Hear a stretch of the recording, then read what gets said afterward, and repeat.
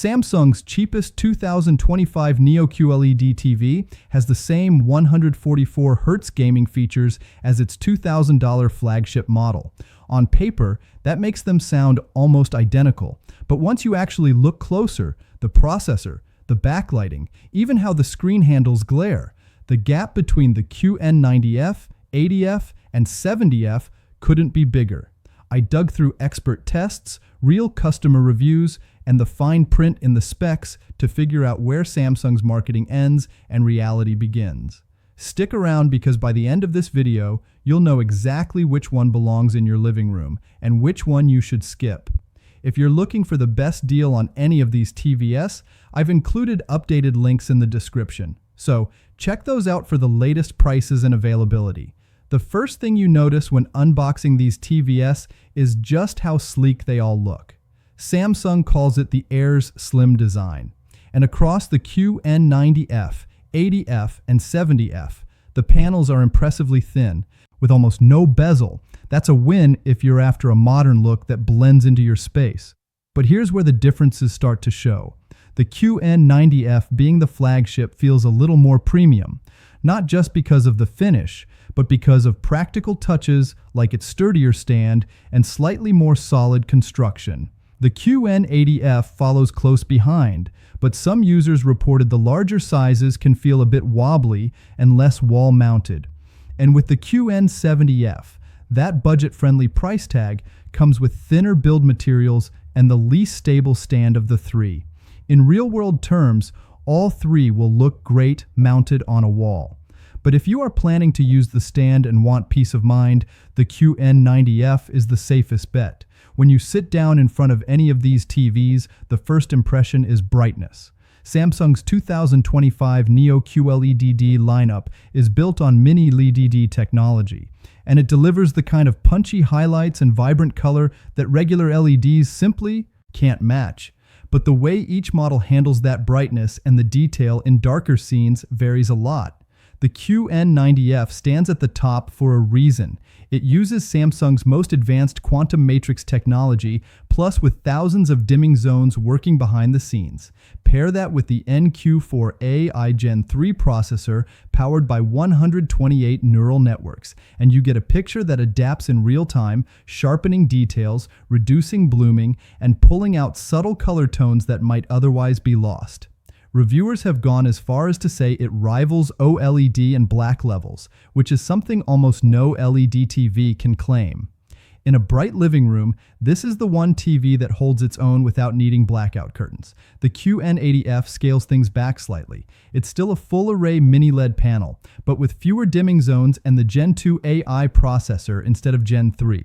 The result is excellent performance for its price, strong contrast, accurate colors, and plenty of brightness for most households. In a dark scene from a movie, you may notice more light blooming around subtitles or bright objects, but most casual viewers won't see it as a deal breaker. This is the model that balances premium performance without pushing into flagship pricing. The QN70F, meanwhile, takes a different approach with its edge-lit system. By pushing the light in from the sides instead of across the whole back panel, Samsung keeps the design thin and the cost lower. The trade-off is clear. Black levels aren't nearly as deep, and contrast control is limited. In a dimly lit movie scene, dark areas can look more gray than black, and detail can get washed out. For sports, cartoons, or gaming in a bright room, it still looks fantastic. But if cinematic immersion is your goal, this is the compromised model. Customer reviews echo these differences. Owners of the QN90F consistently highlight OLED-like blacks without the risk of burn-in, especially in HDR content. QN80F buyers often say it's the best balance of quality and value, while QN70F owners call it a huge step up from a standard LED, but admit the picture loses some depth in darker rooms. Expert testing backs this up. PC Mag measured the QN90F's contrast and black levels as effectively perfect with minimal blooming and praised the new glare-free coating for maintaining clarity even in direct sunlight. Independent testers of the QN80F note its strong HDR performance and gaming fluidity, but mark the downgrade in dimming precision compared to the flagship. And reviewers of the QN70F are clear. For the price, it punches above its weight, but it's not aiming at perfection. So, here's the bottom line. If you want the absolute best picture Samsung makes in 2025, go with the QN90F. It delivers stunning brightness, incredible HDR performance, and handles bright rooms better than almost any other TV out there. If you're looking for something more affordable, but still want premium performance, the QN80F is the sweet spot. It gets you most of the flagship experience without the flagship price tag. And if budget is your top priority, the QN70F is the entry point. It's bright, colorful, and a huge upgrade over a standard LED TV. Just know that its edge-lit design means blacks won't be as deep and dark movie scenes won't feel quite as immersive. Samsung clearly had gamers in mind when building this lineup. Even the entry-level QN70F supports a 120Hz panel with variable refresh rates up to 144Hz. That means smoother motion, less screen tearing, and a noticeable boost if you're on a PlayStation 5 or Xbox Series X. For casual gamers, that's already a big win at this price point. Step up to the QN80F and things get more impressive. The full-array mini LED backlight gives HDR games extra depth and detail, and input lag stays low enough that even fast shooters feel responsive. Many buyers point out how fluid gameplay feels even on the larger screen sizes where motion can sometimes fall apart. Then there's the QN90F, the flagship built for enthusiasts. It pushes VRR all the way to 165Hz on PC, which is about as fast as a 4K TV gets right now. Competitive players will appreciate latency measured under 10 milliseconds at 4K 60.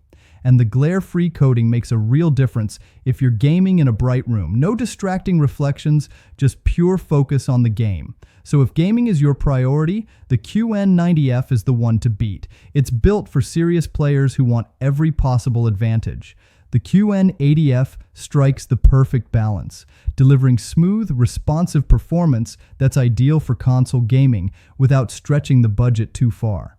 And the QN70F, it might not look as sharp in darker games, but for the price, it's still one of the best budget-friendly gaming TVs you can pick up right now. Sound is often the weak spot in slim TVs, and in Samsung's 2025 lineup, the differences between models become very clear. On the flagship QN90F, you get Samsung's Object Tracking Sound Plus system with a 4.2.2 channel setup and 60 watts of power. In real use, that means voices feel clearer and effects actually follow the action across the screen. It's one of the few TVs where you don't immediately feel like you need a soundbar. The QN80F steps down to object tracking, sound light with a 4-channel system and 40 watts. It's perfectly fine for everyday use, but customers often say it feels a little flat for big movie nights. Add a mid-range soundbar, and it suddenly makes much more sense. And then there's the QN70F. With just 20 watts of power in a 2-channel setup, it's definitely the weakest of the three. Dialogue can get lost in busy scenes, and bass is minimal. For anyone buying this model, a soundbar isn't just recommended, it's practically a must. In short, the QN90F delivers surprisingly strong built-in sound. The QN80F is decent, but benefits from an upgrade, and the QN70F really needs extra audio support if you want a full cinematic experience. All three models run on Samsung's Tizen operating system, which means you get the same apps, streaming services, and features across the lineup. At first glance, it feels feature-rich.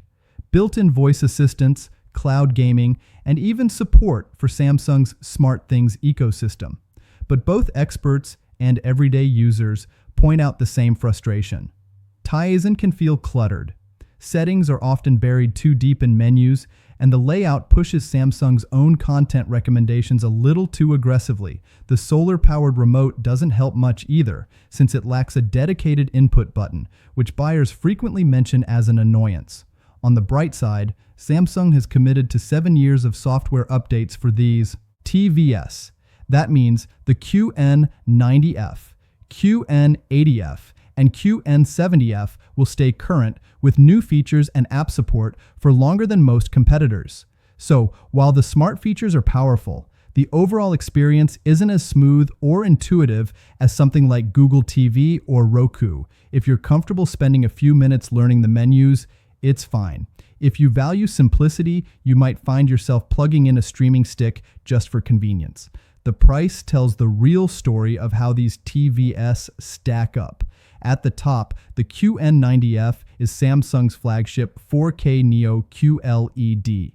It costs the most, but you're paying for the very best processor, the most advanced backlight system, glare-free technology, and stronger built-in sound. For someone who games at a high level, watches HDR movies in bright spaces, or simply wants the best picture Samsung makes without jumping to OLED, this is the right choice. The QN80F sits comfortably in the middle. It delivers nearly all of the flagship's performance. Full array mini LED, smooth 144Hz gaming, and excellent HDR, but at a much more approachable price.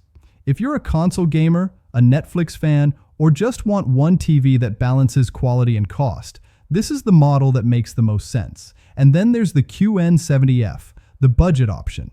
It still brings you Samsung's mini LED brightness and gaming features, but with edge-lit backlighting and weaker sound. It's best suited as a secondary TV or for someone who wants Samsung's ecosystem at the lowest cost without chasing cinema-level performance. Hope this breakdown helped you figure out which Samsung Neo QLED fits your setup. And if this video saved you time or money, hit that like button, subscribe for more honest reviews, and I'll see you in the next one.